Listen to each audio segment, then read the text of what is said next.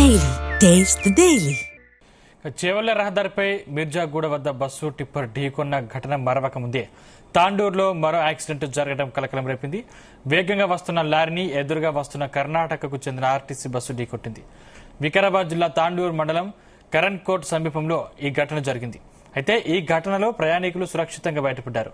Bus driver తలకు తీవ్ర గాయాలయ్యాయి.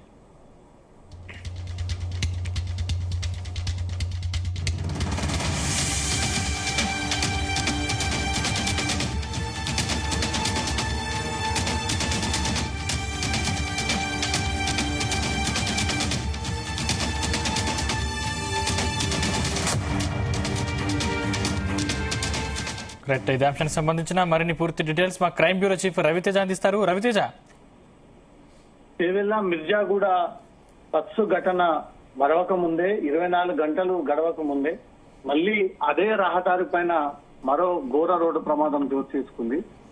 తాండూరు పరిధిలో ఈ ప్రమాదం జరిగినట్టుగా తెలుస్తోంది. వేగంగా వస్తున్నటువంటి లారీని ఎదురుగా వస్తున్నటువంటి కర్ణాటక రాష్ట్రానికి చెందినటువంటి ఆర్టీసీ బస్సు బలంగా ఢీకొట్టినట్టుగా సమాచారం అందుతుంది. వికారాబాద్ జిల్లా తాండూరు మండలం కరణ్కోట్ సమీపంలో ఈ ఘటన జరిగినట్టు అధికారులకు ఇంతకు ముందే సమాచారం అందింది. ఈ ఘటనలో ఎవరికి ఎలాంటి గాయాలు అవ్వలేదు, కానీ దాంట్లో ఉన్నటువంటి ప్రయాణికులు మాత్రం భయాందోళనకు గురయ్యి చేవెళ్లలో జరిగినటువంటి ఘటనలాగే ఇక్కడ కూడా రిపీట్ అయింది అంటూ మాత్రం వాళ్ళు తీవ్రంగా తమ ఆగ్రహాన్ని వ్యక్తం చేస్తా ఉన్నారు. ఈ రూట్ లో స్పీడ్ బ్రేకర్స్ అన్న ఏర్పాటు చేయండి, లేదా సూచిక బోర్డులను ఏర్పాటు చేయండి, రోడ్ అన్న వైడనింగ్ చేయండి. పూర్తి స్థాయిలో దెబ్బతిన్నటువంటి రోడ్డు కారణంగా ఈ అత్యంత వేగంగా వచ్చేటువంటి వాహనాల కారణంగానే తరచుగా ఈ రోడ్డు ప్రమాదాలు జరుగుతా ఉన్నాయి. ఈ రోజు మేము బ్రతికి బయటపడ్డామే గానీ, లేదా నిన్న జరిగిన చేవెళ్ల ప్రమాదం లాగానే ఈ రోజు ఉన్నటువంటి బస్సులో కూడా కర్ణాటక చెందినటువంటి బస్సులో అనేక మంది మృత్యువాత పడేటువంటి అవకాశం ఉంది అంటూ మాత్రం వాళ్ళు అధికారులకైతే సమాచారాన్ని ఇచ్చారు. పోలీసులు అధికార యంత్రాంగం అయితే అక్కడికి చేరుకొని ఈ రోడ్డు ప్రమాదంలో జరిగినటువంటి ఘటనలో ఎవరెవరు గాయపడ్డారు వాళ్ళందరినీ కూడా గుర్తించి దగ్గరలో ఉన్నటువంటి ఆసుపత్రికి తరలించడం జరిగింది. స్వల్పంగా గాయపడి ఈ ఘోర ప్రమాదం నుంచి ప్రయాణికులు అయితే మాత్రం బయటపడ్డారు. లారీ అత్యంత వేగంగా రావడం కారణంగానే బస్సు కంట్రోల్ అవ్వక ఈ లారీని ఢీకొట్టినట్టు కూడా ప్రత్యక్ష సాక్షులు ఆ విషయాన్ని అధికారులకు తెలియజేశారు. ఇప్పటికే చేవెళ్ల మిర్జాగూడ జరిగినటువంటి రోడ్డు ప్రమాదం 19 మంది మృత్యువాత పడి 14 మంది ఆసుపత్రుల్లో చికిత్స పొందుతూ ఇంకా 12 మంది స్వల్ప గాయాలతో బయటపడి ఇప్పటికే అందరినీ ఉలిక్కి పడేలా చేసినటువంటి ఘటన. ఒకే కుటుంబంలో 3 అక్క చెల్లెలు చనిపోవడము, ఒకే కుటుంబంలో తల్లి కూతురు చనిపోవడము,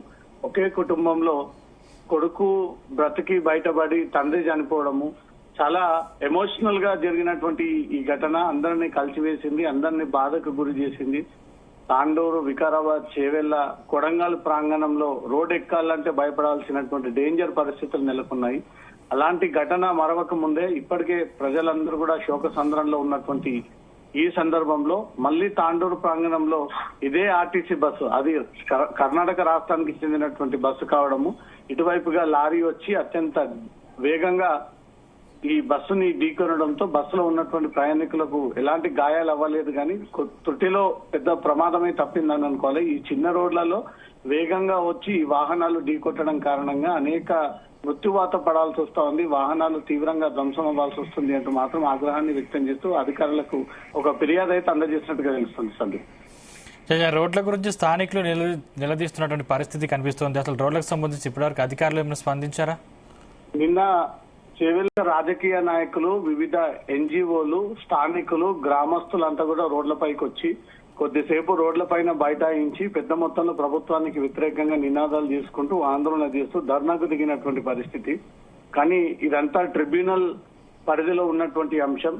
రోడ్డుకి ఇరువైపులా పూర్తిగా చెట్లు నాటినటువంటి సందర్భం ఎక్కువగా కనబడతా ఉంది. కానీ ఈ రోడ్డు వైడనింగ్ చేయాలంటే డెఫినెట్ గా ఆ చెట్లన్నీ కూడా నరకాల్సి వస్తుంది అంటూ మాత్రం ట్రిబ్యునల్ దీనిపైన ఇప్పటికే ఒక కేసు నమోదు చేయడం పట్ల ఈ రోడ్డు వైడనింగ్ కి నోచుకోవట్లేదు అంటూ మాత్రం భారీగా నిన్న ఆందోళన వ్యక్తం చేయడం జరిగింది. ఇప్పటికైనా కేంద్ర రాష్ట్ర ప్రభుత్వాలు ఒక ఒప్పందం ప్రకారంగా హైదరాబాద్ నుంచి అన్ని ఏరియాలకు కనెక్టివిటీ 4 లైన్ రోడ్ ఉన్నప్పటికీ కేవలం ఈ వికారాబాద్, తాండూరు, చేవెళ్ల, మొయినాబాద్ రోడ్ మాత్రమే సింగిల్ వే, అది కూడా గోతుల రోడ్డు, అప్ అండ్ డౌన్స్ ఉన్నటువంటి రోడ్డు, ఎక్కడ కూడా ప్రమాద సూచికలు లేనటువంటి రోడ్డు, రాత్రి వేళలో విద్యుత్ దీపాలు లేనటువంటి రోడ్డు, కనీసం రోడ్డు మధ్యలో డివైడర్ లేకుండా అనేక మంది మృత్యువాత పడ్డటువంటి చాలా డేంజరస్ రోడ్ గా భావిస్తా ఉన్నారు. కాబట్టి ఈ రోడ్డుని బాగు చేయాలి, ఈ రోడ్డుని వైడనింగ్ చేయాలి, ఈ రోడ్డుకి ప్రత్యేక నిధులు కేటాయించాలంటూ మాత్రం నిన్న జరిగినటువంటి ఆందోళన తర్వాత దీనిపైన రవాణా శాఖ మంత్రి, రవాణా శాఖ అధికారులు